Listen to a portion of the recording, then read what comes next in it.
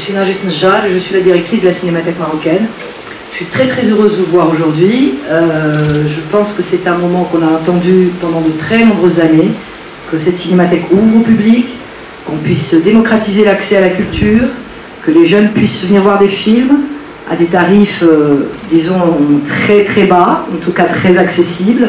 J'ai envie que cette maison soit votre maison cinéma. Parlez-en autour de vous, à vos amis. On a une programmation très riche. Je pense que vous avez dû voir ça sur les réseaux et sur le site de la Cinémathèque. Il y a 100 films que nous allons présenter, 100 très beaux films. Nous avons aussi la chance cette année, pour cette ouverture, d'avoir été soutenus par l'ambassade d'Italie et l'Institut culturel italien, dans le cadre des relations diplomatiques qui, visiblement, n'est-ce pas Carmela, durent depuis plus d'un siècle.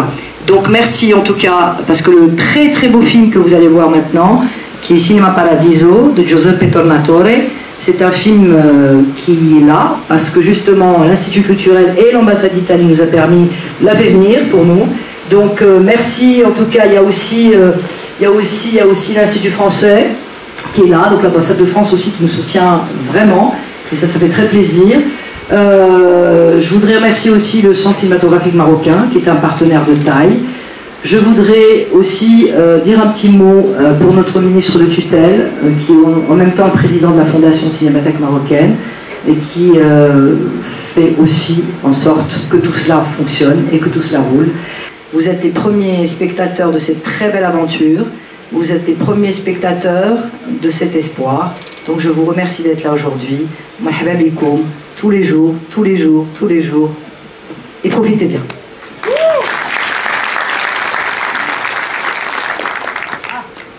Je suis étudiante FISMA, l'Institut supérieur des métiers de l'audiovisuel et du cinéma. Quand j'ai vu cet événement, j'ai failli pleurer parce que c'était incroyable. Je me suis dit, je vais aller chaque jour, il y aura 10, 20, 30, 100 films. Je vais voir 100 films, 100 films. Quel est le nom de ce film? Nuovo Cinema Paradiso. Réalisateur, il maestro Giuseppe Tornatore.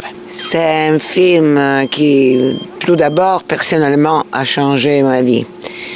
Et c'est pas un film, c'est le film. C'est vraiment un chef-d'œuvre par lequel Giuseppe Tornatore nous raconte l'histoire d'un grand amour, l'histoire pour le cinéma.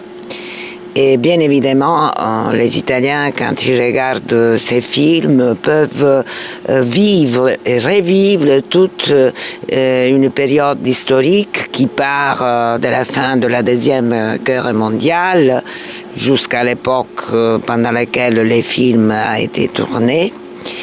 Et bien évidemment, on a pendant cette période, la période pendant laquelle le film a été tourné, on a cette recherche de pouvoir rétablir le pouvoir du cinéma. Et donc ces films nous démontrent que malgré tout, malgré les cassettes, malgré la télévision, le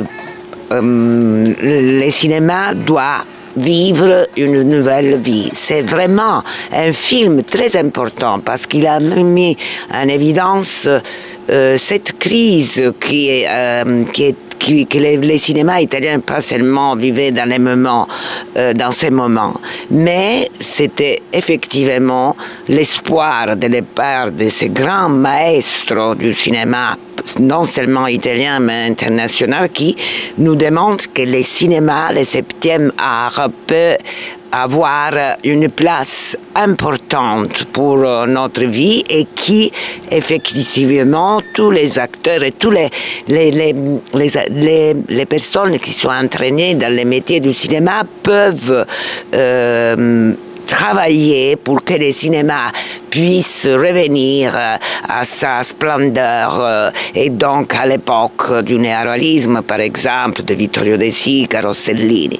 Et en plus, il y a à certains moments qu'il y a vraiment une très grande poésie Et surtout, on parle du sud de l'Italie et de la Sicile, mais en même temps, il y avait des réalités, je voudrais les dire. Il s'agit, au commencement du film, on a une représentation de l'Italie telle qu'elle était, comme je disais tout à l'heure, à la fin de la Deuxième Guerre mondiale.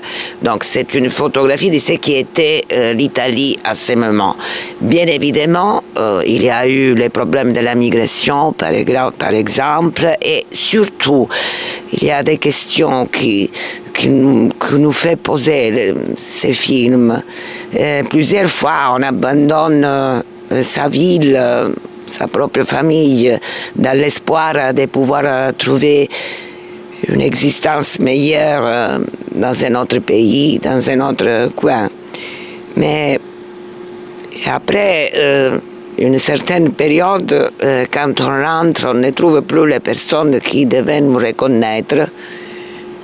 Et c'est le destin des personnes qui décident d'abandonner leur terre et qui, plusieurs fois, quand ils rentrent dans leur pays, dans leur village, ne trouvent plus les choses qu'il a quittées. Mais ça, c'est vraiment quelque chose de personnel. À chaque fois que je vois ces films, je me pose la question qui a été plus courageux. Moi, que je suis partie et j'ai abandonné ma terre, ou mon ami, qui était mon ami à l'école, au lycée, qui a résisté, qui est resté dans sa terre, dans sa ville. Je n'ai pas de réponse, pas encore. Je suis presque à la fin de ma carrière professionnelle, mais je voudrais finir cette intervention par les mots que Alfredo dit à Totò quand il était enfant. Qualunque cosa farai, amala come tu amavi la cabina del paradiso. N'importe qu'est-ce que tu feras dans ta vie, mais tu dois l'aimer comme tu aimais les paradis, les cinémas de son village. Donc, ça veut dire que toutes les choses, il faut la faire, n'importe quoi. Je peux devenir un acteur, je peux devenir un ingénieur, mais la chose la plus importante, qu'il faut aimer sa propre profession. Et donc, de cette manière, on peut aboutir à une existence et donner du sens à son existence. Quel est le plus beau souvenir de ce film? Le plus beau souvenir de ce film, et le plus beau souvenir de ces films, c'est quand je regardais ces films avec ma mère. Et à ce moment, j'ai eu le courage de demander pardon à ma mère que je l'avais abandonnée pour aller faire ma vie professionnelle. Mais en même temps, elle m'a donné le courage d'aborder des thèmes avec ma mère que je n'avais jamais eu le courage d'aborder ces thèmes. Donc il m'a donné le courage de m'ouvrir complètement avec ma mère. Pourquoi avoir choisi ce film aujourd'hui? Parce que pour moi, Cinéma Paradiso est un film fondateur. C'est un hymne au cinéma, un hymne à la poésie, un film humaniste. Et puis on y retrouve surtout cet instant assez incroyable qui raconte l'amour du cinéma. Donc je ne pouvais pas commencer cette programmation sans parler de Cinéma Paradiso, sans partager Cinéma Paradiso. Quand vous dites magique, ça veut dire quoi au cinéma? Magique? Ça veut dire probablement tous les films que nous avons programmés, c'est-à-dire nous avons essayé de choisir une centaine de films qui traversent un siècle d'images, un siècle d'histoire, un siècle de questions, de bouleversements, de ruptures parfois dans la forme.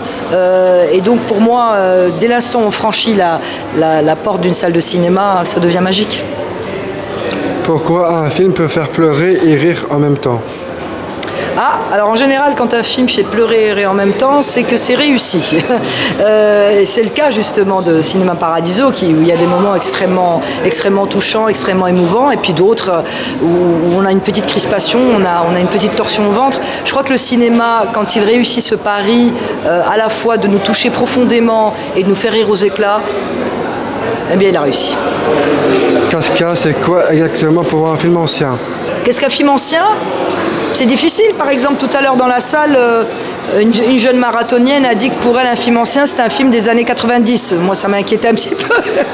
Là, ça nous vieillit. Un film ancien, ça veut dire plein de choses à la fois. Je pense que c'est une question de génération. Bien sûr que pour moi, un film ancien, c'est un film des années 50. Et peut-être pour qu'une jeune femme, comme une jeune femme de ta génération, par exemple, quand tu lui dis un film 1990, peut-être que pour toi, c'est un film ancien. Mais l'idée aussi de ce marathon, ce n'est pas de présenter uniquement des films contemporains, c'est aussi de montrer des classiques du cinéma, des films fondateurs, des films qui ont marqué le siècle et de les faire découvrir au public, parce que ces films-là, on n'arrive plus à les voir sur grand écran. Voilà. Citizen Kane, en quoi ce film est grand et important? Tu sais quoi? Il faudrait que tu le vois et on en parle après. Voir un film au téléphone, est-ce pareil qu'en salle? Ah non, mais non, on ne peut pas regarder un film sur un téléphone, c'est absurde. Aujourd'hui, Rabat a une cinémathèque, on a deux salles, on a la salle de la cinémathèque, on a la salle du 7e art. Le cinéma, c'est une expérience collective qui se vit dans une salle de cinéma. Aujourd'hui, effectivement, il y a des films qu'on peut regarder sur les plateformes, et je trouve ça formidable parce que je suis aussi une férue de films sur les plateformes. En revanche, je crois que rien, jamais ne remplacera le plaisir de regarder un film sur grand écran. Rien, jamais. Vous vous souvenez de votre tout premier film au cinéma? Eh bien, figurez-vous que mon premier film au cinéma, je l'ai vu dans une salle que je dirige aujourd'hui, qui est la salle du 7e art. J'avais 7 ans. Je suis allée regarder un film dont le titre n'évoque rien à personne. C'était une espèce de film de jeunesse. Ça s'appelait Trocadéro Bleu Citron.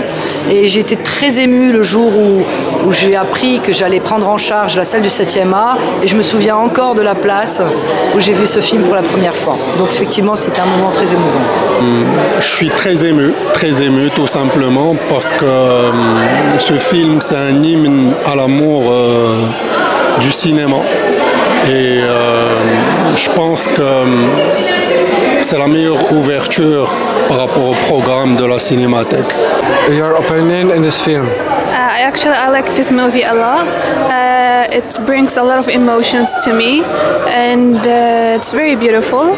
I wish that everyone watch it. Le moment que tu as aimé le plus? D'accord, en fait, j'ai aimé tout le film, toutes les scènes étaient magnifiques, mais surtout la scène où il est entré dans sa chambre et il a trouvé que sa mère lui a arrangé toutes ses affaires. C'était très émouvant et vraiment, ça m'a fait chaud au cœur.